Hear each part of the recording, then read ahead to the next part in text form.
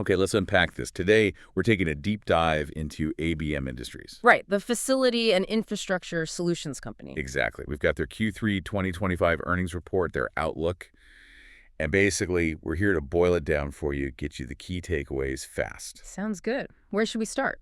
Let's jump straight into the big numbers for the fiscal third quarter. Mm-hmm. The headline, revenue was up 6.2%. Yeah, hit $2.2 billion.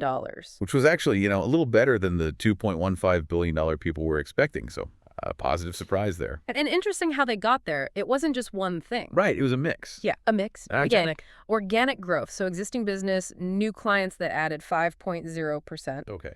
And then acquisitions chipped in another 1.2%. So strategy is working too. And segment-wise, any standouts? Oh, definitely. Technical solutions was way up, like 19%. Aviation, maybe not surprising, up 9%. Travel bouncing back. Seems like it. And manufacturing and distribution also climbed 8%, which they said was mostly new client wins. Okay, so strong revenue growth looks good on the surface, but then we get to the earnings per share, the EPS. Yeah. That's where the story gets a bit more complicated. Right. The diluted EPS for the quarter came in at 67 cents. Which was, well, quite a bit lower than the $1.95 the market was looking for. A significant miss. Yeah.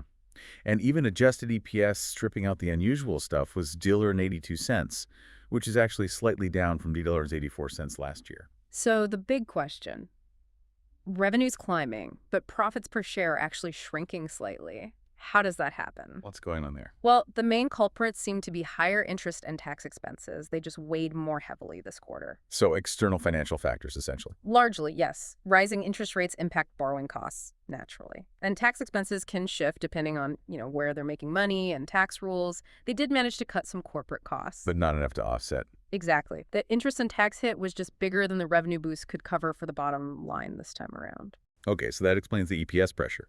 But it wasn't all bad news on the financial side, was it? The cash flow numbers look pretty impressive. Oh, absolutely. That was the real bright spot. Operating cash flow jumped in to get this 120.1%. Wow, 120% to $175 million.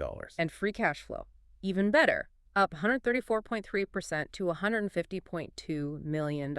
That's a huge improvement. That really is. What drove that? They pinned it mainly on better cash collection and specifically mentioned it was happening alongside their big ERP system conversion. The enterprise resource planning system, like the company's digital backbone. Exactly. Sometimes those conversions cause disruptions, but here it seems like it actually sharpened their focus on collecting cash faster, which, is crucial. Revenue is one thing, cash in the bank is another. Shows good operational grip then. And speaking of confidence, the board boosted the share buyback. They did. Added another $150 million to the authorization. Which, for you listening, usually means management thinks the stock is a good buy, and they feel good about generating cash going forward. It's a tangible signal. Definitely a vote of confidence in their own strategy and cash generation. Okay, so that's the Q3 picture. Revenue up, EPS down due to costs, but cash flow way up. Let's zoom out. What's the management narrative? What did the CEO, Scott Salmirs, say? Well, he highlighted the positives, obviously. The mid-single-digit organic growth, the strong free cash flow we just talked about. Makes sense. But he also pointed to some forward momentum, like securing over $1.5 billion in new bookings in the first 3 quarters. Which is up 15% year over year, right? That's pretty solid pipeline growth. It is. But he was also realistic about challenges. Acknowledged that while some segments, like technical solutions and manufacturing, are doing well, some commercial office markets are still recovering pretty slowly. Specifically mentioned some areas on the West Coast, Midwest, Mid-Atlantic. Right. The return to office picture is still patchy in places. So how do they manage that split? Booming areas versus lagging ones. That's the strategic tightrope, isn't it? And Salmirs touched on it. He basically said they're being strategic with pricing on contract rebids in those slower markets, meaning maybe taking a bit less margin now to keep the client or managing when price increases kick in. He admitted it modestly pressured margin and adjusted EPS in the short term.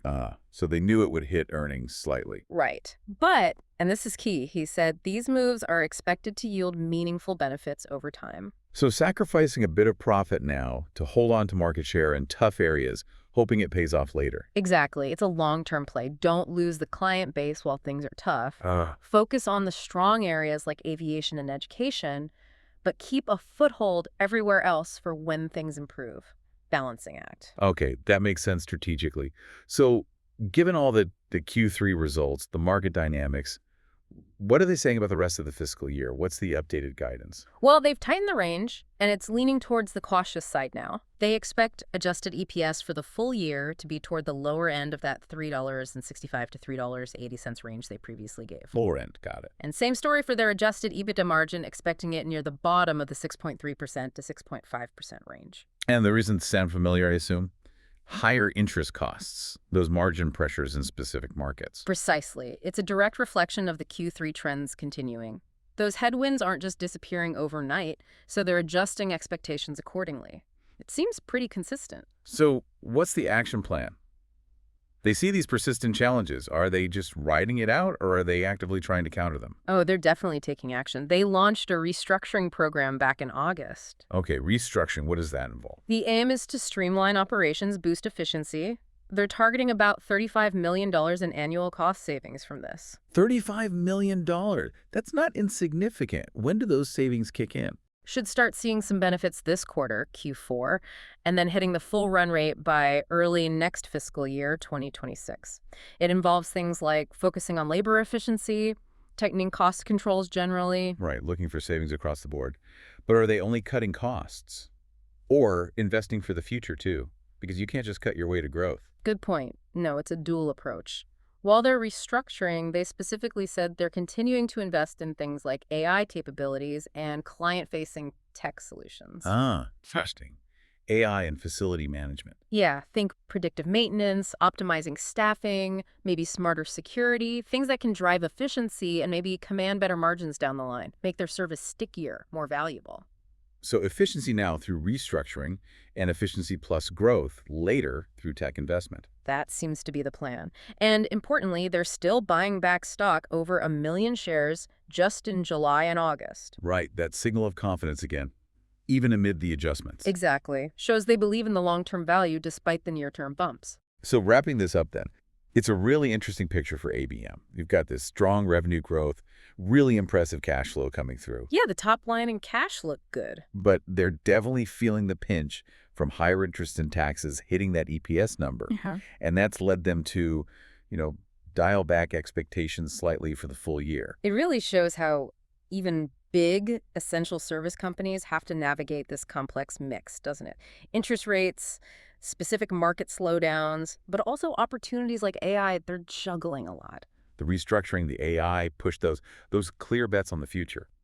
As we finish, what stands out to you most about how they're trying to balance today's pressures with tomorrow's growth? Well, I think the crucial question it raises for ABM, and maybe for you listening to consider, is how effectively these strategic moves will actually translate into results. Will the cost savings stick? Will the AI investments genuinely improve margins and growth? And will it happen fast enough, given how quickly markets can change? Making those tough calls on pricing now, investing in tech.